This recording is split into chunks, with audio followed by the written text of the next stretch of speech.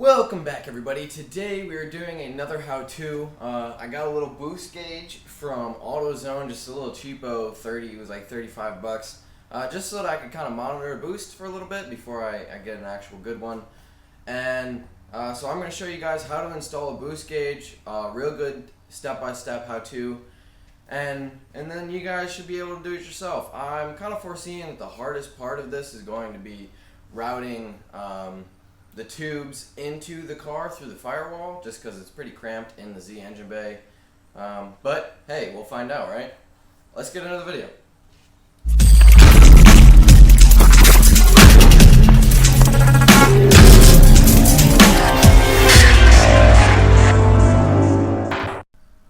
Alright guys, so here's the boost gauge. It's just straight from AutoZone. I don't even know how to say it. Equess performance. This thing will give you an extra 30 horsepower. Yep, just like that, because it says performance. There's red on the box. Horsepower. But so this is what it looks like.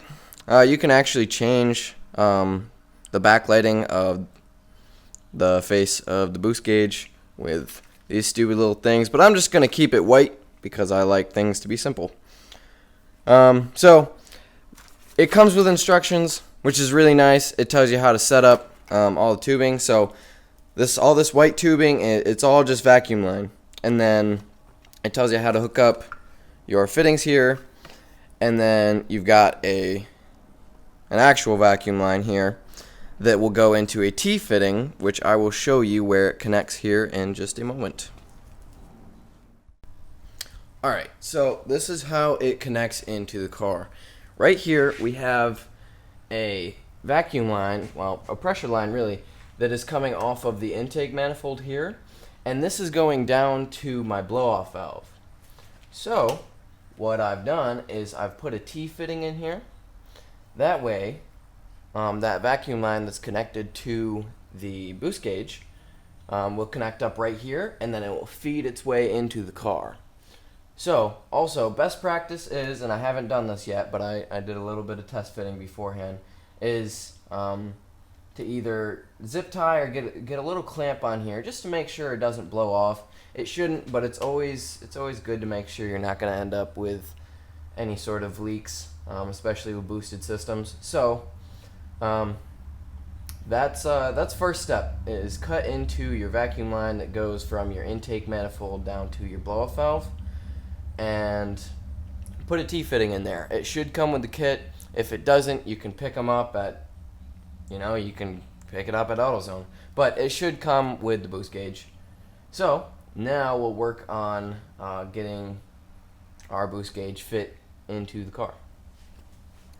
Alright, so now that I've spent what felt like about 3 days trying to figure out where to route this through, I'm going through where the wiring harness goes into the car and down to the ECU. There's a little rubber grommet, and that's going to be the easiest way through here. So, as a little trick, what I've done is I've taken a thicker piece of just steel wire, something you can bend but it holds its shape, and once you've cut your hole through or managed to poke it through the grommet itself, you just push it down through so that you'll be able to actually tape your vacuum line to here and then just pull it through versus trying to feed the flimsy tube all the way through there. So that's just a little tip, is take a steel wire that will hold its shape or whatever, and then push it through where you want your wiring to go through, and it'll be a lot easier to kind of fish your vacuum line through the car. So let's do that. Alright, so all I did was grab some electrical tape and just tape up our vacuum line to the steel wire, and now we can pull it through the car. Okay, so now what I've done is I've taken our vacuum tube and connected it up and routed it so that it'll cleanly go through here, and once everything's back on, all of this tubing will be hidden.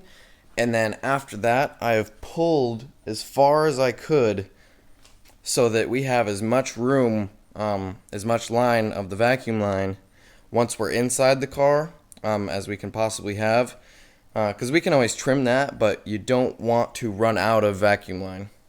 So we pulled as much as we could, and now we'll start working on the inside of the car. So at this point, this is kind of what it looks like inside the car. Our tubing has routed down into the car, and here is our steel wire that works perfectly, and we're still connected with electrical tape, so we will remove that so that we can start working on getting this vacuum line. Now, we might actually come back and use this steel wire again, depending on where we're going to route it in the car. We're going to put mine right in the center console, so we're going to kind of see what is the route to get in there. So, let's do that. So at this point, a flashlight helps a lot because you're trying to find where your path is going to be, and being able to see daylight through there is what's going to work best. So, I'm going to have to kind of crawl in here.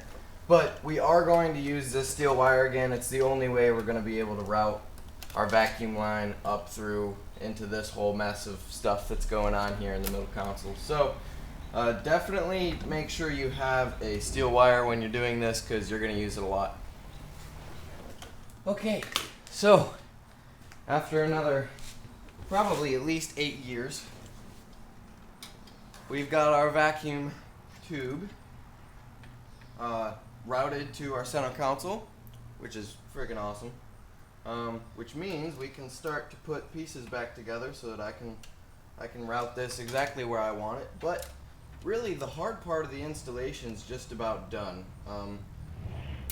After this, we're gonna trim this down so that you don't have a whole bunch of extra wire. But we're gonna trim it down, and then after that, we will hook up our power to our gauge so that we can have backlighting. That way, we can see it at night.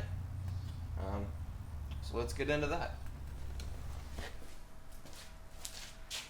Okay, so we're all wired up now. Everything's clean in there. To wire them up, I had to extend the wires that came with this, and then after that, it's just a single ground wire, and then I tapped into the power for my radio. You can tap into really anything that's going to give you a 12 volt source.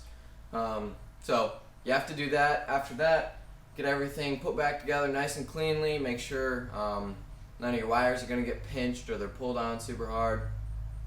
And now we can get this put in. So we're going to trim our vacuum line and get it screwed into the back here, and then see how she works. Alright, so now we've got all of this vacuum line, and I'm going to leave a little bit extra just in case I decide to do something different with this, but for now I'm just going to have it so it's hanging out in the glove compartment. Eventually I'm going to mount it in this face, which is why I'm going to leave some extra vacuum line, but we're just going to give it a good little cut. That should be plenty. And then, once we've got that, make sure the tube is still good. Get it pushed in. And then grab. Well, and then you'll tighten this nut down, and then after that, you're good to go. You're rolling. So, that's how that works. Alright, and once you've got your whole interior put back together, make sure you come back out to your engine bay and put everything else back out here together. As you can see, it's a pretty clean install. There is the T-fitting right there, and then it all just disappears. So, as we take a look, we go into the car, and it's a mess in there right now, but there is the gauge pod. All completely hidden, as it should be. Clean installs are good installs. You want to keep everything nice and tidy, and it's just way cooler. So, take your time when doing this, and let's go take a little test drive to make sure it works. Right after we put some form of clamp where our T-fitting connects. Alright guys, so here I'm going to show you, as you can see, as we're just cruising along, we have a vacuum, which is good. That's what's supposed to happen. And then if I give it a little bit of gas, you can see I'm not gonna bring the car into boost just because I don't like to record and hold the phone and try and shift all at the same time. But you can see as I press the gas pedal, we start to go into positive boost pressure, which is exactly how that's supposed to work. Which means task complete.